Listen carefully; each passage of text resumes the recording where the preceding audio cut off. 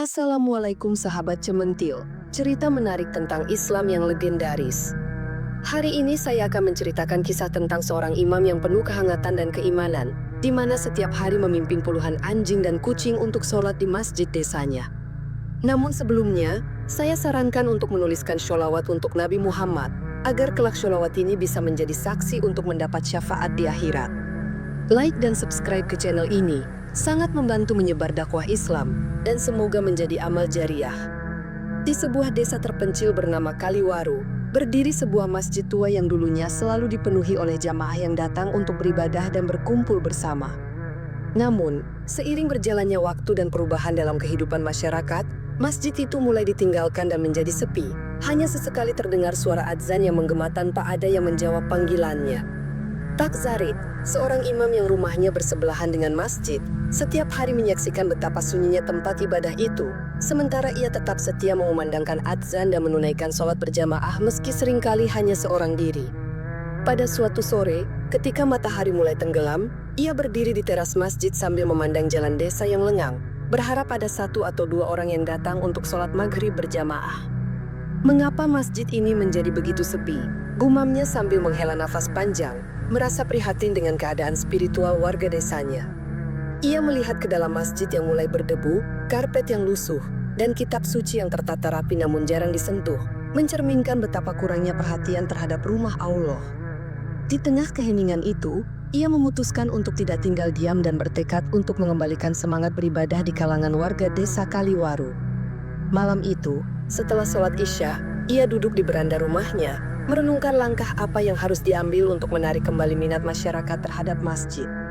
Ia menyadari bahwa ini bukan tugas yang mudah, namun keyakinannya bahwa Allah akan membantunya memberikan kekuatan tersendiri. Dengan semangat yang baru, ia pun mulai merancang berbagai cara untuk menghidupkan kembali masjid tua yang penuh sejarah itu. Keesokan harinya, Pak Zarid mulai mendatangi rumah-rumah warga satu persatu, mengetuk pintu dan menyapa mereka dengan senyuman hangat, mengajak mereka untuk kembali meramaikan masjid. Di rumah Pak Samin, ia disambut dengan ramah, dan setelah berbasa-basi sejenak, ia pun menyampaikan niatnya. Pak Samin, mari kita bersama-sama menghidupkan kembali masjid kita. Sudah lama rasanya kita tidak sholat berjamaah. Pak Samin tersenyum kecut dan menjawab, Pak Zarid, sekarang kami sibuk sekali di ladang, mungkin lain waktu saja. Tidak putus asa, ia melanjutkan kunjungannya ke rumah Bu Aminah, seorang janda yang dikenal rajin beribadah, berharap setidaknya ia mau ikut serta. Bu Aminah, bagaimana kabarnya? Saya harap ibu bisa hadir di pengajian yang akan saya adakan di masjid minggu ini, ujarnya dengan penuh harap. Bu Aminah mengangguk, Insya Allah, Pak Zarid, jika tidak ada halangan, saya akan datang. Dengan semangat yang terus terjaga, ia juga menyebarkan undangan pengajian melalui selebaran yang ia tempel di beberapa tempat strategis di desa. Pada hari pengajian, ia menyiapkan masjid dengan rapi, membersihkan lantai, menata kembali karpet, dan menyiapkan tempat duduk untuk para jamaah. Namun, ketika waktu pengajian tiba, hanya segelintir orang yang hadir, sebagian besar adalah orang tua yang sudah lanjut usia. Meski demikian, ia tetap menyampaikan materi pengajian dengan penuh semangat, berharap pesan-pesannya dapat menyentuh hati mereka yang hadir.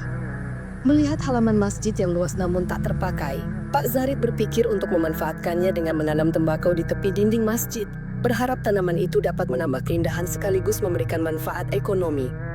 Ia mulai mengolah tanah, menggemburkannya dengan cangkul, dan menanam bibit tembakau dengan hati-hati, memastikan setiap tanaman mendapatkan cukup air dan sinar matahari.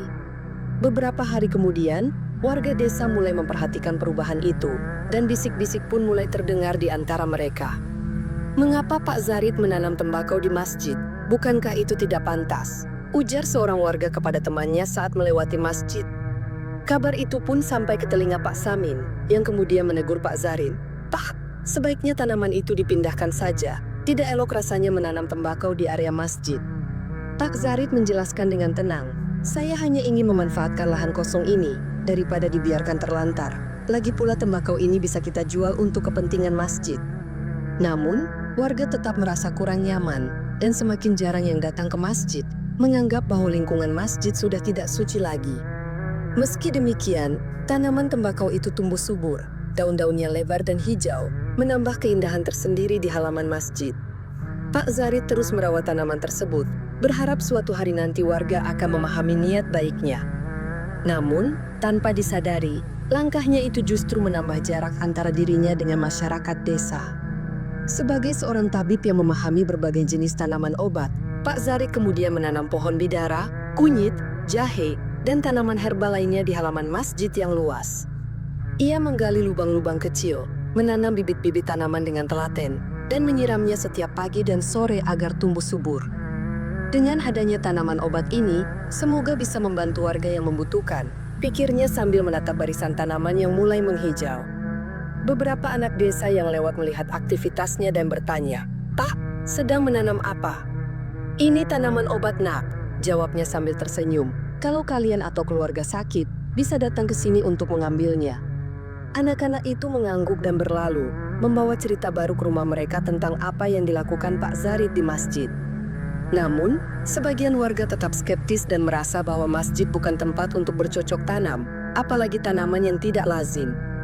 Meskipun begitu, tanaman-tanaman tersebut tumbuh dengan baik, memberikan nuansa hijau dan segar di sekitar masjid yang sebelumnya gersang. Suatu hari, ia memetik beberapa daun bidara dan kunyit untuk meracik obat bagi seorang warga yang sedang sakit. Dengan penuh harap, ia berharap tindakan kecilnya ini dapat membuka hati warga untuk lebih peduli terhadap masjid dan lingkungannya. Di sisi lain desa, seorang pemuda bernama Dadang mengalami masalah serius. Ia menderita penyakit kulit yang tak kunjung sembuh meski sudah berobat ke dokter. Orang tuanya, Pak Samin dan Bu Siti, merasa malu dengan kondisi anaknya dan mulai menghindari interaksi dengan tetangga. "Mengapa penyakitmu tak sembuh-sembuh, Dang?" tanya Pak Samin dengan nada kesal. "Kita sudah habiskan banyak uang untuk berobat." Dadang hanya menunduk, merasa sedih dan terasing, tidak tahu harus berbuat apa untuk menyembuhkan dirinya. Pada puncak kekesalannya, Pak Samin mengusir Dadang dari rumah. "Pergi kamu, jangan kembali sebelum sembuh." Dengan hati hancur, Dadang berjalan tanpa tujuan, akhirnya sampai di tepi sungai tempat ia sering menyendiri. Di sana, ia duduk di bawah pohon besar, memandang air yang mengalir sambil merenungi nasibnya yang malang. Beberapa temannya yang lewat mengolok-oloknya, "Hei Dadang, jangan-jangan penyakitmu menular, jangan mandi di sungai kami." Perkataan itu semakin membuatnya terpuruk, merasa tidak ada lagi tempat baginya di desa ini. Tanpa sadar, air matanya menetes, bercampur dengan aliran sungai yang tenang namun dingin. Suatu sore, saat matahari mulai condong ke barat, Pak Zarid berjalan menyusuri tepi sungai untuk mencari tumbuhan obat yang mungkin berguna. Dari kejauhan, ia melihat sosok Dadang yang duduk termenung, tampak lesu dan tak bersemangat.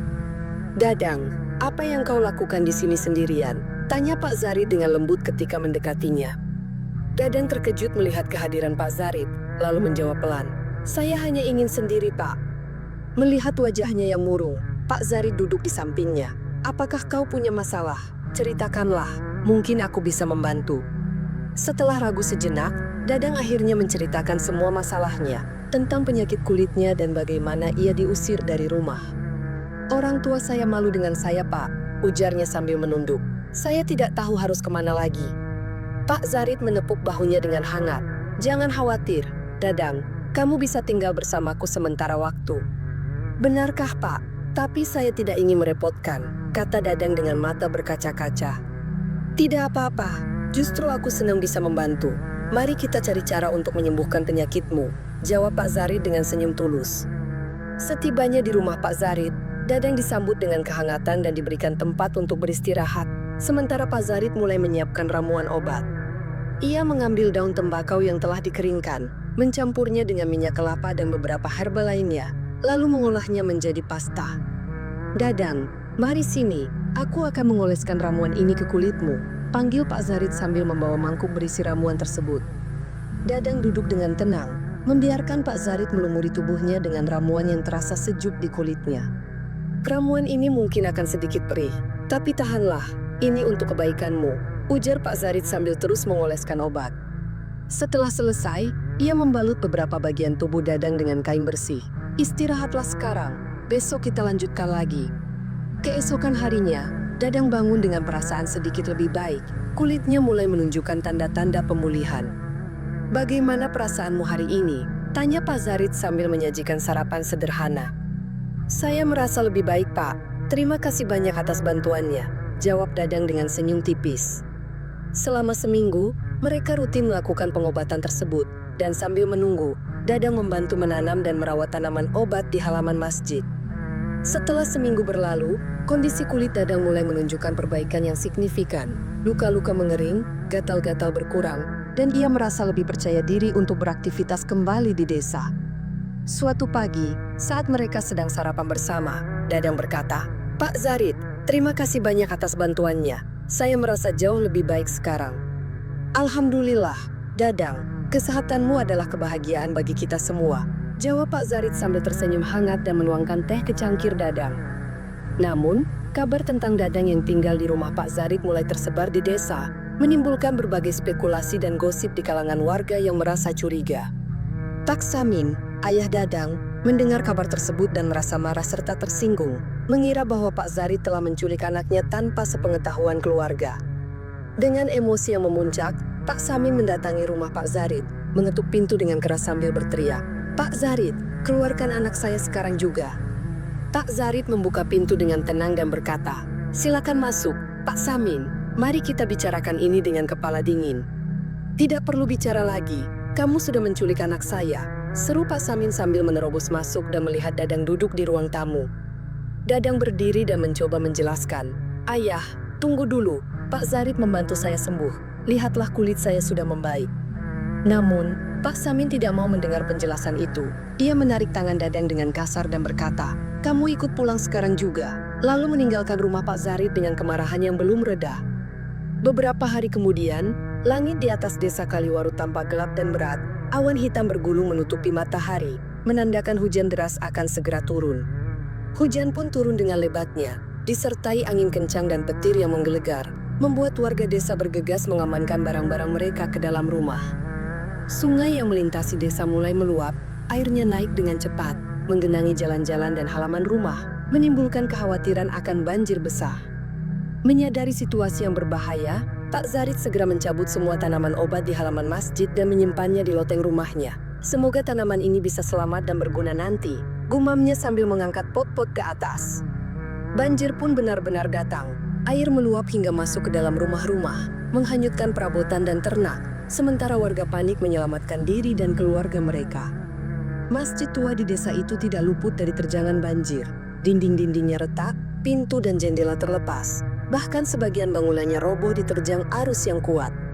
Di tengah kekacauan itu, banyak hewan peliharaan dan liar yang hanyut terbawa arus, termasuk puluhan anjing dan kucing yang kebingungan mencari tempat berlindung. Pak Zarid dengan susah payah berusaha menyelamatkan hewan-hewan tersebut, mengangkat mereka satu persatu dan membawanya ke loteng rumahnya yang lebih tinggi dan aman.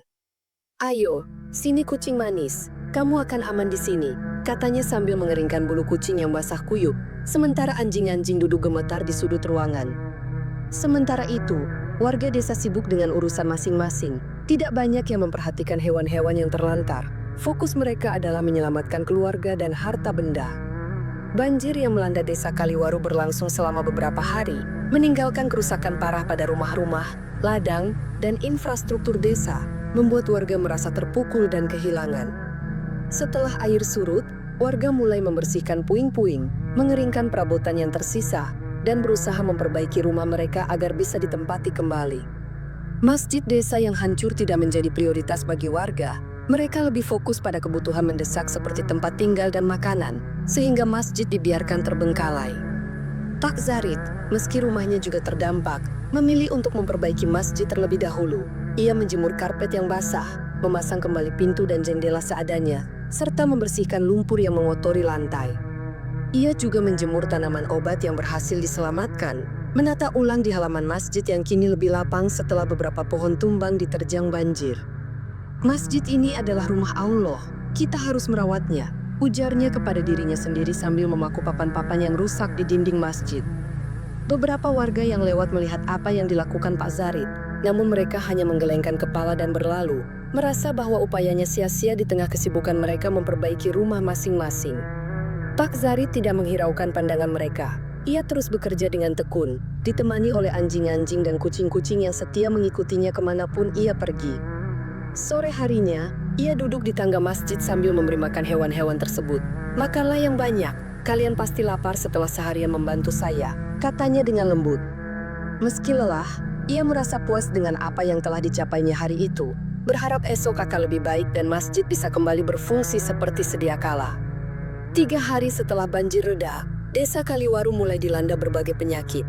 Banyak warga yang mengalami gangguan pencernaan, infeksi kulit, penyakit pernapasan, dan demam berdarah akibat lingkungan yang kotor dan genangan air. Puskesmas desa penuh dengan pasien. Tenaga medis kewalahan menangani banyaknya orang yang sakit, sementara persediaan obat mulai menipis dan bantuan dari luar belum datang. Menyadari situasi ini, Pak Zarid menawarkan bantuan kepada warga dengan membawa ramuan herbal yang dibuatnya dari tanaman obat yang ia tanam di halaman masjid. "Bapak-bapak, ibu-ibu, saya punya obat herbal yang mungkin bisa membantu mengatasi penyakit ini," ujarnya sambil membagikan botol-botol kecil berisi ramuan. Namun, banyak warga yang menolak tawarannya dengan alasan bahwa rumahnya dipenuhi anjing, sehingga mereka khawatir obat tersebut tidak suci dan justru membawa najis. "Maaf, Pak Zarid, kami tidak bisa menerima obat ini. Kami takut tidak halal atau tidak suci karena bersentuhan dengan anjing," kata salah seorang warga dengan nada enggan. Pak Zarid hanya tersenyum dan berkata, "Baiklah, saya mengerti. Jika kalian berubah pikiran, saya selalu siap membantu." Sementara itu, penyakit semakin menyebar. Beberapa warga jatuh sakit parah, dan suasana desa menjadi semakin suram dengan kekhawatiran dan ketakutan yang melanda. Dadang yang mengetahui hal ini merasa prihatin dan mencoba membujuk ayahnya. "Ayah, mungkin kita harus meminta bantuan Pak Zarid. Beliau punya obat yang bisa membantu." Namun, Pak Samin menolak dengan tegas. "Tidak perlu, kita bisa mencari obat di tempat lain. Jangan bergantung pada orang seperti dia." Pada suatu malam yang sunyi, Pak Zarid memutuskan untuk mengajak semua hewan yang ia selamatkan masuk ke dalam masjid, yang kini sudah cukup layak untuk digunakan kembali meski sederhana. Ia menggelar sajadah, menyalakan lampu minyak, dan mengatur syaf-syaf dengan rapi, sementara anjing-anjing dan kucing-kucing duduk dengan tenang di belakangnya. "Mari kita berdoa bersama, memohon kepada Allah agar desa ini diberikan kesembuhan dan keselamatan," ujarnya sambil mengangkat tangan, memulai sholat dengan khusyuk. Hewan-hewan tersebut tampak diam dan tenang, seolah memahami suasana sakral yang tercipta di dalam masjid. Tidak ada yang menggonggong atau berlari-larian. Selama 3 hari berturut-turut, Pak Zarid melakukan hal yang sama, sholat dan berdoa bersama hewan-hewan itu, menciptakan pemandangan yang tidak biasa namun menenangkan. Dadang yang kebetulan melewati masjid pada malam ketiga melihat pemandangan tersebut dan merasa terkejut sekaligus kagum. "Apa yang sedang dilakukan Pak Zarid?" gumamnya. Ia mengambil ponselnya, merekam momen langka itu, dan berpikir bahwa hal ini perlu diketahui oleh orang lain sebagai pelajaran dan inspirasi. "Subhanallah, masjid yang kosong kini diisi oleh makhluk Allah yang lain," ujarnya sambil merekam dan tersenyum melihat ketenangan hewan-hewan tersebut. Setelah itu, Dadang mengunggah video tersebut ke media sosial dengan caption positif, berharap dapat menyentuh hati banyak orang dan menyadarkan warga desa. Video itu cepat viral, menarik perhatian warganet dan media. Banyak yang terkesan dengan kisah tersebut dan ingin mengetahui lebih lanjut tentang apa yang terjadi di Desa Kaliwaru. Keesokan harinya, berita tentang video tersebut menyebar luas. Wartawan dan tim media datang ke Desa Kaliwaru untuk meliput kejadian unik dan inspiratif itu. Mereka menemui Pak Zarid untuk mewawancarainya. "Pak, apa yang membuat Anda mengajak hewan-hewan ini masuk ke dalam masjid dan sholat bersama mereka?" tanya seorang wartawan. "Saya hanya ingin masjid ini tidak kosong. Jika manusia enggan datang, biarlah makhluk Allah yang lain yang memakmurkannya," jawab Pak Zarid dengan tenang dan tulus. Warga desa yang mengetahui berita tersebut merasa malu dan marah, menganggap tindakan Pak Zarid sebagai sesuatu yang tidak pantas dan mencoreng nama baik desa. "Ini sudah keterlaluan, masjid bukan tempat untuk anjing," seru Pak Samin kepada warga lain saat berkumpul di balai desa untuk membahas masalah ini. Beberapa warga sepakat untuk mengambil tindakan tegas. Mereka berencana untuk mengusir bahkan membunuh hewan-hewan tersebut agar masjid kembali suci menurut mereka. Dadang yang mengetahui rencana tersebut mencoba menenangkan warga. "Bapak-bapak, tolong pikirkan kembali. Apa yang dilakukan Pak Zarid mungkin ada hikmahnya." Namun, emosi warga sudah memuncak. Mereka tidak mau mendengar penjelasan lebih lanjut dan bersikeras untuk segera bertindak. Sementara itu, Masjid Desa Kaliwaru menjadi pusat perhatian. Banyak orang dari luar desa datang untuk melihat langsung dan memberikan bantuan setelah melihat berita di media. Situasi semakin memanas. antara warga yang marah dan orang-orang luar yang mendukung Pak Zarid, menimbulkan ketegangan yang perlu segera diselesaikan. Malam harinya, sekelompok warga mendatangi masjid dengan membawa tongkat dan alat lainnya, berniat mengusir atau bahkan membunuh anjing-anjing dan kucing-kucing yang ada di sana. Kita harus membersihkan masjid dari najis. Ini tidak bisa dibiarkan, seru seorang warga dengan penuh emosi saat mereka mendekati pintu masjid. Mendengar keributan di luar, Pak Zarid keluar dan menghadapi mereka dengan tenang. "Saudara-saudara, apa yang ingin kalian lakukan di sini?" "Kami ingin kamu menghentikan semua ini dan keluarkan hewan-hewan itu dari masjid," jawab Pak Samin dengan nada keras dan mata melotot. "Tenanglah, mari kita bicarakan ini dengan kepala dingin. Masjid ini adalah rumah Allah untuk semua makhluknya," ujar Pak Zarid sambil mencoba menenangkan situasi. Namun, warga tidak mau mendengar. Mereka mulai bergerak masuk ke dalam masjid, mencari hewan-hewan tersebut dengan niat buruk di hati mereka. Dadang berdiri di depan pintu masjid, mencoba menghalangi mereka. "Tolong hentikan, ini bukan cara yang benar untuk menyelesaikan masalah." "Minggir, Dadang, jangan ikut campur dalam urusan orang tua," teriak salah satu warga sambil mendorongnya ke samping dengan kasar. Di tengah ketegangan itu, tiba-tiba terdengar suara adzan yang mengalun merdu dari pengeras suara masjid, membuat semua orang terdiam dan tersentak. Pak Zarid mengambil mikrofon dan berkata, "Marilah kita sholat bersama dan memohon petunjuk dari Allah. Setelah itu, kita bisa membicarakan masalah ini dengan hati yang tenang." Setelah sholat berjamaah usai, Pak Zarid sampai-sampai mengangkat mimbar ke halaman masjid yang luas, menegaskan bahwa ini adalah masalah yang serius. Ia mengundang semua warga untuk berkumpul dan mendengarkan ceramah penting yang akan disampaikannya. Warga desa, baik yang mendukung maupun yang menentang, mulai berkumpul dengan rasa penasaran dan sedikit ketegangan, menunggu apa yang akan dikatakan oleh Pak Zarid. "Saudara-saudara sekalian, terima kasih telah hadir di sini malam ini," ujar Pak Zarid sambil memandang wajah-wajah yang berkumpul di depannya. "Ada hal penting yang ingin saya sampaikan kepada kita semua." Ia melanjutkan, "Anjing-anjing dan kucing-kucing ini adalah makhluk Allah juga. Mereka berhak untuk mendapatkan perlindungan dan kasih sayang seperti halnya kita." Beberapa warga mulai berbisik-bisik, namun Pak Zarid tetap tenang dan berkata, "Selama 3 tahun terakhir, masjid ini kosong dan sunyi. Tidak ada jamaah yang datang untuk sholat berjamaah atau menghidupkan rumah Allah.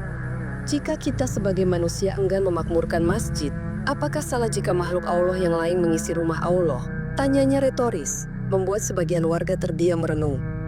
Pak Samin berdiri dan berkata dengan nada tinggi, "Tapi Pak Zarid, membawa anjing ke dalam masjid itu tidak sesuai dengan ajaran agama."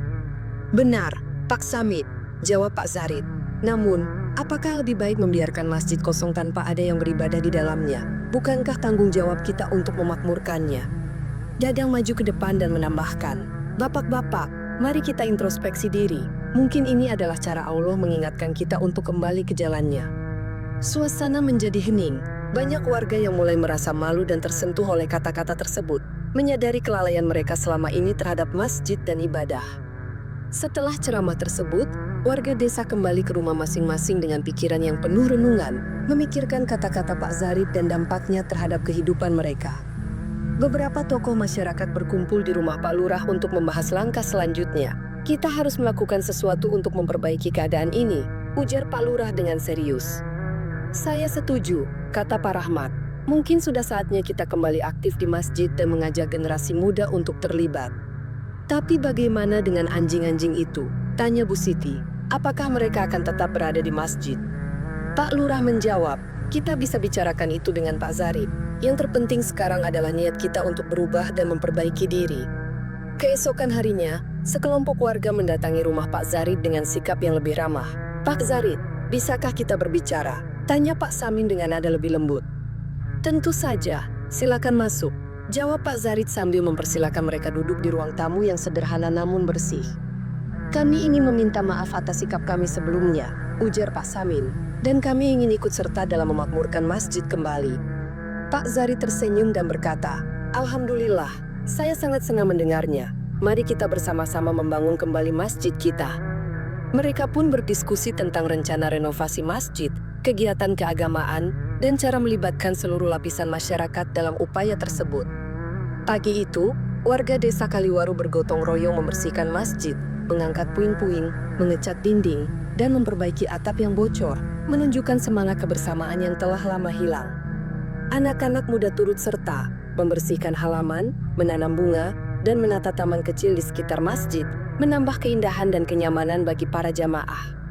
Pak Zarid, di mana sebaiknya kami meletakkan rak Al-Quran ini? Tanya Dadang sambil membawa rak kayu yang baru saja dibuat. Letakkan di dekat mimbar, agar mudah dijangkau, jawab Pak Zarid dengan senyum bangga melihat antusiasme mereka. Anjing-anjing dan kucing-kucing yang sebelumnya sering berada di dalam masjid kini bermain di halaman, seolah memahami bahwa tempat ibadah tersebut sudah kembali diisi oleh manusia. Lihatlah, hewan-hewan itu tidak lagi masuk ke dalam masjid, ujar Bu Aminah kepada temannya. Mereka tahu bahwa kita sudah kembali. Waktu sholat tiba, adzan berkumandang dengan merdu, mengundang seluruh warga untuk datang dan menunaikan ibadah secara berjamaah. Syaf-syaf masjid kini penuh dengan jamaah. Suasana khusyuk dan damai terasa menyelimuti ruangan yang sebelumnya sunyi. Setelah sholat, Pak Zarid memberikan khutbah singkat, mengucapkan terima kasih atas partisipasi semua orang dan mengajak mereka untuk terus menjaga semangat ini. Semoga kita selalu diberikan hidayah dan kekuatan untuk tetap berada di jalannya, tutupnya dengan penuh harap. Di tengah kebahagiaan tersebut, Pak Samin mulai merasakan gatal-gatal di kakinya yang kemudian membengkak, membuatnya kesulitan berjalan dan beraktivitas seperti biasa. Ayah, sebaiknya kita pergi ke puskesmas. Saran Dadang melihat kondisi ayahnya yang semakin memburuk. Namun antrian di puskesmas masih panjang dan obat terbatas. Tidak usah, nanti juga sembuh sendiri, ujar Pak Samin dengan keras kepala, meski sebenarnya ia merasa sangat tidak nyaman. Melihat hal itu, Dadang memutuskan untuk meminta bantuan Pak Zarid. Pak, bisakah Anda membantu mengobati ayah saya? Pintanya dengan penuh harap. Tentu saja, Dadang. Mari kita lihat apa yang bisa saya lakukan, jawab Pak Zarid sambil membawa beberapa ramuan herbal yang telah disiapkannya. Mereka mendatangi rumah Pak Samin, yang awalnya enggak namun akhirnya bersedia menerima bantuan setelah dibujuk oleh anaknya. Baiklah, tapi cepat saja, katanya dengan nada pelan. Pak Zarid mengoleskan ramuan herbal pada kaki Pak Samin sambil berkata, semoga dengan izin Allah, penyakit ini segera sembuh. Beberapa hari kemudian, pembengkakan dan gatal-gatal di kaki Pak Samin mulai berkurang. Ia merasa lebih baik dan bisa berjalan dengan normal kembali. Terima kasih, Pak Zarid. Saya telah salah menilai Anda, ucap Pak Samin dengan tulus saat bertemu di masjid. Maafkan sikap saya selama ini. Tidak apa-apa, Pak Samin. Yang terpenting sekarang adalah kesehatan Bapak dan kedamaian di antara kita, jawab Pak Zarid dengan senyum hangat. Kabar tentang kesembuhan Pak Samin menyebar cepat di desa. Ada keluarga yang mulai percaya pada keampuhan ramuan herbal buatan Pak Zarid dan datang untuk meminta bantuan. Setiap hari, rumah Pak Zarid dipenuhi oleh orang-orang yang ingin berobat, membawa berbagai keluhan penyakit yang belum tertangani oleh puskesmas. Pak Zarid, lutut saya sering nyeri, apakah ada obatnya? Tanya Pak Rahmat sambil duduk di teras rumahnya. Insya Allah ada, Pak Rahmat. Saya akan siapkan ramuan untuk Anda, jawabnya sambil mempersilakan Pak Rahmat masuk dan menunggu. Bersama Dadang, Pak Zarid meracik berbagai ramuan dari tanaman obat yang ditanam di halaman masjid dan sekitarnya, memastikan setiap pasien mendapatkan perawatan yang tepat. Dadang, tolong ambilkan daun bidara dan kunyit di kebun. Kita butuh untuk ramuan Bu Siti, pintanya sambil mengaduk bahan-bahan di dalam wadah. Baik Pak, jawab Dadang sambil bergegas mengambil apa yang diminta, merasa senang bisa membantu banyak orang. Warga yang sembuh berkat ramuan tersebut semakin bertambah. Mereka pun turut menyebarkan berita baik ini ke desa-desa tetangga. Alhamdulillah, sekarang kita punya tabib yang handal di desa kita, ujar Bu Aminah kepada tetangganya saat berbelanja di pasar. Kehidupan di desa Kaliwaru menjadi lebih harmonis, penuh dengan rasa saling percaya dan kebersamaan yang semakin erat terjalin. Melihat manfaat dari tanaman obat yang ditanam, Pak Zarid mengajak warga untuk mulai menanam tanaman herbal di pekarangan rumah masing-masing. Mari kita manfaatkan lahan yang ada untuk kebaikan bersama, ajaknya saat pertemuan di balai desa. Warga menyambut baik ide tersebut. Mereka mulai menanam jahe, kunyit, daun sirih, dan berbagai tanaman obat lainnya, menjadikan desa Kaliwaru hijau dan asri. Anak-anak sekolah diajarkan cara bercocok tanam dan mengenal manfaat tanaman herbal, menumbuhkan kesadaran akan pentingnya menjaga lingkungan sejak dini. Pak, lihat tanaman jahe saya sudah mulai tumbuh, kata seorang anak dengan gembira kepada Pak Zarid saat melewati rumahnya. Bagus sekali, terus rawat dengan baik ya, jawabnya sambil mengelus kepala anak tersebut, merasa bangga dengan antusiasme mereka. Masjid desa kini tidak hanya menjadi tempat ibadah, tetapi juga pusat kegiatan sosial dan pendidikan, di mana berbagai acara dan kelas diadakan untuk meningkatkan kualitas hidup warga. Kita akan mengadakan pelatihan pembuatan ramuan herbal minggu depan. Siapa saja yang berminat silakan mendaftar. Umum Pak Zarid setelah sholat Jumat. Kehidupan ekonomi warga pun membaik. Mereka mulai menjual produk olahan dari tanaman herbal ke pasar dan mendapatkan penghasilan tambahan. Desa Kaliwaru berubah menjadi desa yang makmur dan damai, penuh dengan kerukunan dan gotong royong yang menjadi teladan bagi desa-desa lain. Terima kasih, Pak Zarid. Berkat Anda, desa kita menjadi seperti sekarang, ujar Pak Lurah saat perayaan syukuran desa. Semoga kita semua selalu dalam lindungan Allah. Terima kasih sahabat Cementil yang telah menyimak cerita ini sampai akhir. Saya harap kalian menyukai cerita yang indah ini. Wallahu a'lam bishawab. Wassalamualaikum warahmatullahi wabarakatuh.